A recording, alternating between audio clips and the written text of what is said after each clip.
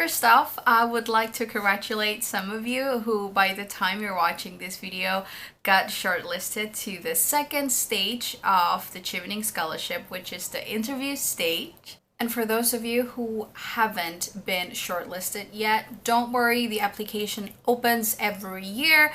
There are a lot of stories about people who got shortlisted after their second, third, fourth, even seventh time of trying. So keep your spirit high, and I will see you again next year. Like the title of this video may suggest, today I'm going to talk to you about my Chevening interview experience and some tips for those of you who are going to have an interview in the coming weeks or months. So stay tuned and don't forget to subscribe to my channel if you haven't already. Let's get to it. So for the Chevening interview, you will be faced by 3 panelists, and they consist of 1, the representative of the British Embassy, the second is a Chevening alumni, and then the third person is a representative from the Chevening Secretariat directly from the UK. Generally, they are nice.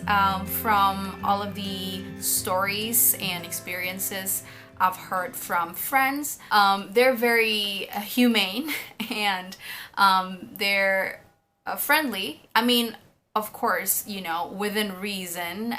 They keep it professional, but at the same time, they're also very approachable. So for an overview, that's sort of what you might want to know.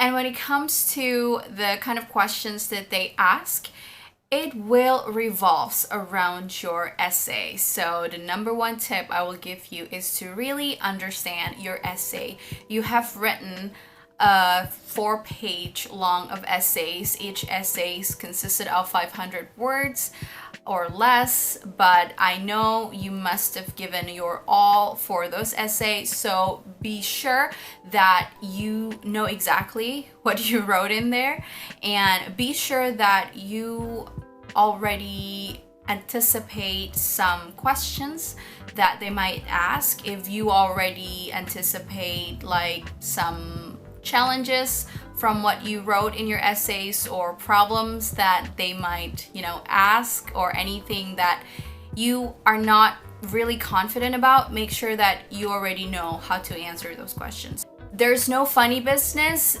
You just have to really understand what you wrote. So that's tip number 1. The second tip is to know where you're going or your end goal. And it's supposed to be written in your essay, so make sure that your bottom line, your goal, you highlight it very, very boldly to them. So really make them understand that you are there to study A and to be able to bring A to, the improvement of your society or of your industry, of your country, not just from your essay.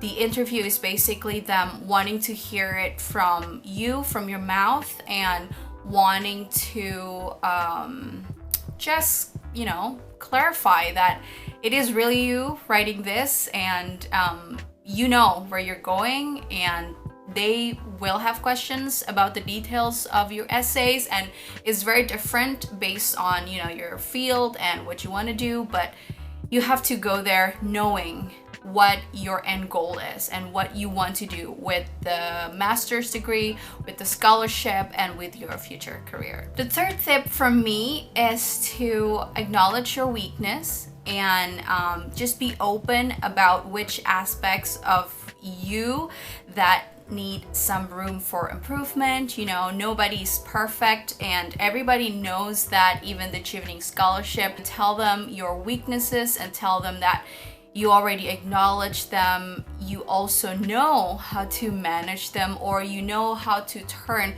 those weaknesses into some strengths or something that's beneficial of you. So basically, tell them that you're human too, and I guess weaknesses will always come up in any interview, not just the Chevening interview.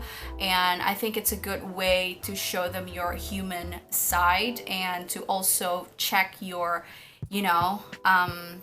confidence. I mean, this is going to the fourth tip, which is to be confident, but not to be overconfident. So if you tell them your weaknesses, you're also, willing to show your vulnerability, and that's going to be seen quite favorable, I think. Like me personally, I like people who know their weaknesses, and from then on, we can improve to be a better human being, or just accept that we are a human being with a lot of mistakes and weaknesses. So that's very important.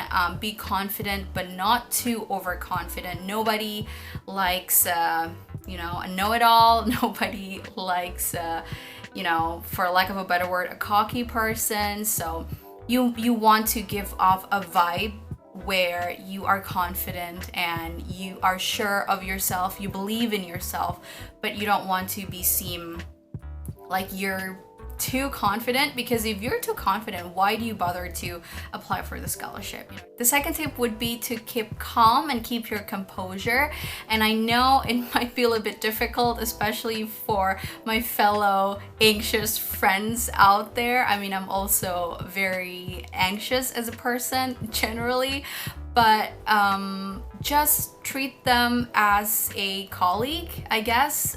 That's the best term I can use right now. Like the panelists, they're nice, like they're as nice as they can be, and you just have to be calm. Don't fidget too much. So you also have to be able to control yourself, and like I said before, exert your confidence and believe in yourself. Drink some water. Maybe you can meditate before the session, and you can practice so that you already know what you're going to say. If they ask questions about something related to your essay, if you're not sure about the answer right away, it's okay for you to take like some seconds to think, and just like conversing with a colleague. Keep it professional, but don't look like you're too overwhelmed or too scared about it. So you should really be able to control yourself. And mentally, I know it's not easy, but the more you practice, the more you will be able to keep your composure. The last tip I would give is probably to come there with a mentality that you are already deserving the scholarship. It might contrast my previous tip where you're not supposed to be overconfident, because I think there's a very thin line between them both. But what I personally do at the end of my interview was that I don't remember if I asked them questions or not, but I remember that they allow me to say one more thing before the session ended, and I sort of I tried to quote unquote sell myself and my ideas by telling them I am a deserving candidate, I do this, I'm a very highly efficient person, motivated, and I'm very passionate in gender issues, especially in its intersection with media, the expertise that I have right now, and in the future I know that I'm going to this, and if Chevening picked me, blah blah blah. So I don't really quite remember what I said, because it's like 4 years ago. But you might want to prepare something like that. You come there, you believe in yourself, you know your worth, and you want Chevening to see your worth. I mean, they already saw it because you got shortlisted anyway, right? So just go there, prepare like a one-liner to close your interview with a bang. So I guess that was it. Some of the tips that I can give you from my personal experience being interviewed by Chevening Panelist. I got a Chevening scholarship in 2017, and I studied in London, LSE to be exact, from 2017 till 2018. If you have more questions about the interview stage, you can write it in the comment box down below. Don't forget to subscribe to this channel if you haven't already. Please like and also share my videos to your friends who might need to hear this. And yeah, I make more videos about Chevening, about studying abroad, and also my life in Sweden.